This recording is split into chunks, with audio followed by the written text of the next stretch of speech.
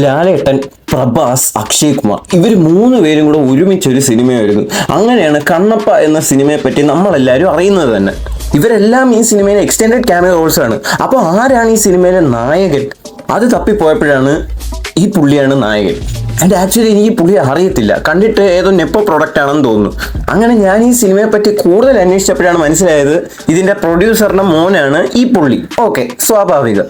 But ഈ സിനിമയിൽ എനിക്കൊരു ഹൈപ്പ് വരാൻ കാരണം ഈ സിനിമയുടെ ഡയറക്ടർ മുകേഷ് കുമാർ സിംഗ് നമ്മുടെ പഴയ മഹാഭാരതത്തിന്റെ ഒരു ഡയറക്ടറായിരുന്നു. ആൻഡ് ആ മഹാഭാരത സീരിയൽ നമ്മുടെയൊക്കെ ചൈൽഡ്ഹുഡിലെ one of the best experience ആയിരുന്നു. ഒരു സിനിമാറ്റിക് എക്സ്പീരിയൻസ് തന്നിട്ടുള്ള ഒരു കിടിലം ഗംഭീര ബ്രഹ്മാണ്ഡ സീരിയലായിരുന്നു. സോ അപ്പൊ അതിന്റെ ഒരു ഡയറക്ടർ ഒരു സിനിമ തന്നെ എടുക്കുക എന്ന് പറയുമ്പോൾ actually I was very hype for this movie. പക്ഷേ പിന്നീട് ഇതിന്റെ വന്ന ഓരോ അപ്ഡേറ്റുകളും എന്നെ ഈ സിനിമയിൽ നിന്ന് പിറകോട്ട് വലിക്കുകയായിരുന്നു. ക്യാരക്ടർ പോസ്റ്റേഴ്സ്, പ്രത്യേകിച്ച് ലാലേട്ടന്റെ ഒക്കെ, പിന്നെ ടീസർ, ഇപ്പൊ അവസാനം വന്ന ട്രെയിലർ എല്ലാം കണ്ടതോടെ ഏകദേശം ഇപ്പം പണ്ട് ആദിപുരുഷന് ശേഷം 99.9% ഒരു സിനിമ ഇറങ്ങുന്നതിന് മുമ്പ് തന്നെ ഉദാഗവയാവും എന്ന് ഒരു തോന്നൽ ഉണ്ടാക്കി തന്ന ഒരു പാൻ ഇന്ത്യൻ സാധനം തന്നെ ആയിട്ടുണ്ട് കണ്ണപ്പ. ആൻഡ് ഇതിന്റെ ട്രെയിലറൊക്കെ കണ്ടപ്പോൾ ഐ വാസ് ലൈക്ക്, പ്രത്യേകിച്ച് ആ നായക നടന്റെ എക്സ്പ്രഷൻസ് ഇടുന്നതൊക്കെ ഭയങ്കര ശോകമായിട്ട് തോന്നി. ഓക്കെ, പുള്ളിയുടെ ഡാഡാണ് ഇതിന്റെ പ്രൊഡ്യൂസർ, അപ്പൊ പുള്ളിക്ക് നായകനാവാം. ബട്ട് എന്തെങ്കിലുമൊക്കെ ഓക്കെ, സിനിമ വരട്ടെ, സിനിമ നമുക്ക് കാണാം. ബട്ട് ഒന്ന് ആലോചിച്ച് നോക്കണം, ഈ പുള്ളിക്കാരന്റെ ഡാഡിന്റെ ഒക്കെ ബേസ് ലാലേട്ടൻ, പ്രഭാസ്, അക്ഷയ് കുമാർ ഇവരെ എല്ലാവരും ഒരുമിച്ച് കൊണ്ടുവരാനുള്ള ആ ഒരു പൊട്ടൻഷ്യൽ ഉണ്ട് പുള്ളിക്ക്. ബട്ട് ലാലേട്ടന്റെ കാര്യമൊക്കെ പറഞ്ഞ ഇത്രയും നാളത്തെ ഹേറ്റേഴ്സിന്റെ എല്ലാ ഡയലോഗ് അടികൾക്കും അണ്ണാക്കി അടിച്ചു കൊടുത്ത് വമ്പൻ കമ്പാക്ക് അടിച്ച് നിന്നിട്ട് എമ്പുരാൻ, തുടരും പടങ്ങൾക്ക് ശേഷം ലാലേട്ടൻ അഭിനയിച്ച ഒരു സിനിമയാണ് തിയേറ്ററിലോട്ട് വരുന്നത്. പക്ഷെ ലാലേട്ടൻ എന്നെ മനസ്സിലായിട്ടുണ്ടോന്ന് തോന്നുന്നു പടം കയ്യിൽ നിന്ന് പോയെന്ന്. കാരണം ഇതിന്റെ മലയാളം ഡബ്ഡ് ട്രെയിലർ കണ്ടാൽ അറിയാം, പുള്ളി ഡബ്ബിങ്ങിനൊന്നും വലിയ എഫേർട്ടൊന്നും ഇട്ടിട്ടില്ല. ലാലേട്ടൻ വാട്സപ്പിൽ വോയിസ് നോട്ട് അയച്ചു കൊടുത്ത സാധനമാണ് എടുത്ത് കയറ്റിയിരിക്കുന്നതെന്നാണ് തോന്നുന്നത്. ആക്ച്വലി നല്ല കാര്യമാണ്, സാധാരണ ലാലേട്ടന്റെ സ്ഥിരം പരിപാടിയാണ്. കണ്ട കൂതറ പടത്തിലൊക്കെ തലവെച്ചിട്ട് പുള്ളി അങ്ങ് അപാരമായിട്ടുള്ള എഫേർട്ട് ഇടും. ആൻഡ് ആ എഫേർട്ട് കൊണ്ട് എന്തെങ്കിലും പ്രയോജനമുണ്ടോ? ഒരു പ്രയോജനവും ഇല്ല. അതാണ് ഒരുപാട് നാളായിട്ട് കണ്ടുവരുന്നത്. ബട്ട് ഇനിയെങ്കിലും ലാലേട്ടൻ ഒന്ന് മാറി ചിന്തിക്കും എന്ന് തന്നെയാണ് തോന്നുന്നത്. ആക്ച്വലി ഈ സിനിമയൊക്കെ ലാലേട്ടൻ കമ്മിറ്റ് ചെയ്ത് ഈ ഒരു ഷൂട്ടിംഗ് ഒക്കെ കഴിഞ്ഞിട്ട് തന്നെ ഒരുപാട് നാളായി. സോ ഒരു കംബാക്ക് ഫേസിൽ ഈ ഒരു പടമൊന്നും കൂട്ടാൻ പറ്റത്തില്ല. ഇനി അങ്ങോട്ട് ലാലേട്ടൻ കമ്മിറ്റ് ചെയ്യുന്ന പടങ്ങളുടെ നിലവാരം വെച്ച് മാത്രമേ നമുക്ക് ലാലേട്ടൻ മാറി ചിന്തിച്ചോ എന്ന് കാര്യത്തെപ്പറ്റി നമുക്ക് സംസാരിക്കാൻ പറ്റത്തുള്ളൂ. ഈ സിനിമയിലെ കിരാത എന്ന റോള് ആക്ച്വലി ലാലേട്ടൻ 18 മിനിറ്റ്സ് എന്തോ ഉണ്ട് സ്ക്രീൻ സ്പേസ്. അതുപോലെ വൃഷഭ എന്ന സിനിമ, ഇതൊക്കെ ലാലേട്ടൻ പണ്ടേ കമ്മിറ്റ് ചെയ്ത് പണ്ടേ ഷൂട്ട് തീർത്ത് വെച്ചിരിക്കുന്ന പടമാണ്. ഇത് റിലീസ് വൈകുന്നതാണ്. ബട്ട് ലാലേട്ടനെ കണ്ടിട്ടുള്ള ഒരു പ്രധാനപ്പെട്ട പ്രോബ്ലമാണ് പുള്ളിക്ക് നോ പറയാൻ ഭയങ്കര മടിയാണ്. എസ്പെഷ്യലി ഒരു ഫ്രണ്ട് സർക്കിൾ അല്ലെങ്കിൽ ഒരു റിലേറ്റീവ് സൈഡ് സർക്കിൾ, അങ്ങനെ ഏതെങ്കിലുമൊക്കെ സർക്കിളിൽ നിന്ന് പുള്ളിക്ക് പരിചയമുള്ള ആരെങ്കിലും ഒക്കെ വന്ന് ഒരു ഡേറ്റ് ഒക്കെ ചോദിക്കുക, പുള്ളി നോ പറയത്തില്ല. പിണക്കാനുള്ള ഒരു മടി കാരണം പുള്ളി അതങ്ങ് കമ്മിറ്റ് ചെയ്ത് കളയും. ഒരു ഇൻട്രസ്റ്റിംഗ് ഫാക്ട്, ഈ വിഷ്ണു മഞ്ജുവിന്റെ പെങ്ങളാണ്, അതായത് നമ്മുടെ ഈ മോഹൻ ബാബുവിന്റെ മകളാണ് നമ്മുടെ മോൺസ്റ്ററിലെ ആ ഒരു സർവന്റിന്റെ റോള് ചെയ്തിട്ടുള്ളത്. ആൻഡ് അതാണ് ഇറ്റ് ഷോസ് ലാലേട്ടൻ ഇവരുമായിട്ടൊക്കെ ഒരു കണക്ഷൻ ഉണ്ട്.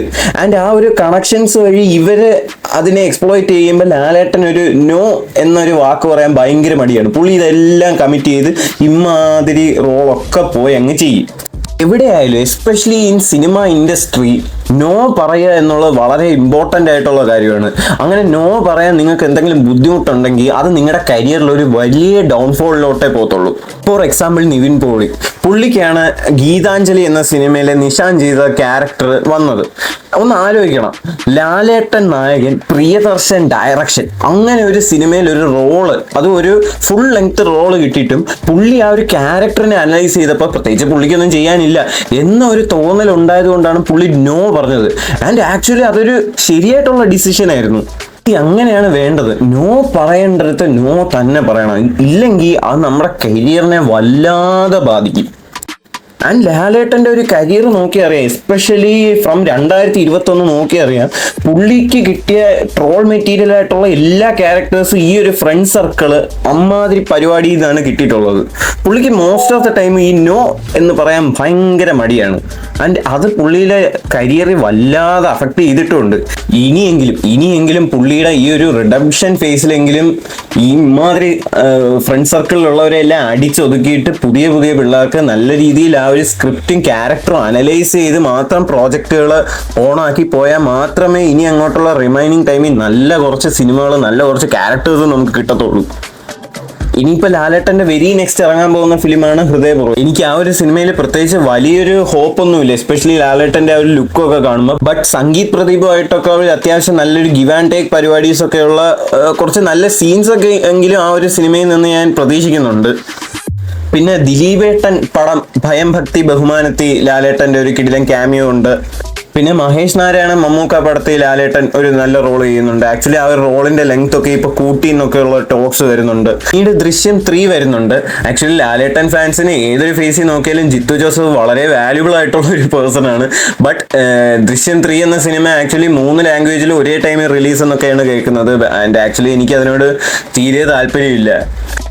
പിന്നെ ഓൺഗോയിങ് ഡിസ്കഷൻസ് നടക്കുന്ന ഒരുപാട് പ്രോജക്ട്സ് ഉണ്ട്. ലാലേട്ടൻ അമൽ നീരത് പ്രോജക്റ്റ്, ലാലേട്ടനും കൃഷാന്തും കൂടെ ഉള്ള ഒരു പ്രോജക്റ്റ്, പിന്നെ ആഷിഖ് ഉസ്മാന്റെ പ്രൊഡക്ഷനിൽ ഒരു ഡെബ്യൂട്ട് ഡയറക്ടറുമായിട്ടുള്ള ഒരു പ്രോജക്റ്റ് ഓൺ ആവാൻ സാധ്യതയുണ്ട്. അങ്ങനെ ഒരുപാട് നല്ല നല്ല പ്രോമിസിംഗ് ആയിട്ടുള്ള പ്രോജക്ട്സ് ഉണ്ട് ലാലേട്ടന്. ആൻഡ് ഇതിന്റെ ഇടയ്ക്ക് ഓൺ ആയ ഒരു അനൂപ് മേനോൻ പ്രോജക്റ്റ് ഡ്രോപ്പ് ആയി. ആക്ച്വലി അത് വളരെ നല്ലൊരു കാര്യം. It's not about debut director or experience director. ആ ഒരു സ്ക്രിപ്റ്റ്, അതിനാണ് അവിടെ ഒരു പ്രാധാന്യം കൊടുക്കേണ്ടത്. സ്ക്രിപ്റ്റിനെയും ക്യാരക്ടറിനെയും നല്ലപോലെ മനസ്സിലാക്കി, അല്ലാതെ ഒരിക്കലും ഒരു നമ്മുടെ ഒരു കംഫർട്ട് സർക്കിളിൽ നിന്ന് ഒരാൾ വന്ന് ഒരു ഡേറ്റ് ചോദിക്കുമ്പം യാതൊന്നും നോക്കാതെ ഓക്കെ പറയുക എന്നുള്ള ഒരു കാര്യം ഇനിയെങ്കിലും ലാലേട്ടൻ ഒഴിവാക്കണം ആക്ച്വലി. ആൻഡ് ഈ ഒരു സിനിമ കണ്ണപ്പയുടെ ട്രെയിലർ ഇറങ്ങി അന്ന് ഇടണമെന്ന് വിചാരിച്ച വീഡിയോ ആണ്, പക്ഷെ ഒരുപാട് വൈകിപ്പോയി. നാളെയാണ് ഈ സിനിമയുടെ റിലീസ്. ഹോപ്പ് നല്ലൊരു പടം ആവട്ടെ. മോഹൻകുമാറിന് കുറച്ച് പണമൊക്കെ തിരിച്ചു കിട്ടട്ടെ. പുള്ളി തുടരുമിനെയും കാട്ടി 1 രൂപ കൂടുതൽ ഇവിടുന്ന് കളക്ഷൻ വേണമെന്നൊക്കെ പറഞ്ഞ് അതിച്ചിരി കൂടിയ മോഹമാണ് ബ്രോ. ബട്ട് പടം ഒരു വിജയമാവട്ടെ എന്ന് പ്രാർത്ഥിക്കുന്നു. ബട്ട് ഇതിന്റെ ഒരു അപ്ഡേറ്റ് പോലും പേഴ്സണലി എനിക്കിതൊരു നല്ല സിനിമയാകുമെന്ന് ഒരു തോന്നലും ഉണ്ടാക്കിയിട്ടില്ല. മറ്റൊരു ആദിപുരുഷാണ് എൻ്റെ മനസ്സിൽ ഇപ്പോഴും ഉള്ളത്. ബട്ട് പടം ഇറങ്ങട്ടെ. ഒരു സിനിമയ്ക്ക് തിയേറ്ററിൽ ഉണ്ടാക്കാൻ കഴിയുന്ന അത്ഭുതങ്ങൾ അത് ഒരിക്കലും പ്രവചിക്കാൻ പറ്റത്തില്ല. അതിപ്പോ ഒരു പ്രിവ്യൂ കണ്ട ഒരാൾക്ക് പോലും പറയാൻ പറ്റത്തില്ല ഒരു സിനിമ തിയേറ്ററിൽ സക്സസ് ആവുമോ ഫ്ലോപ്പ് ആവുമെന്ന്. സോ സിനിമ നാളെ റിലീസ് ആവട്ടെ. എല്ലാ വിശ്വസും.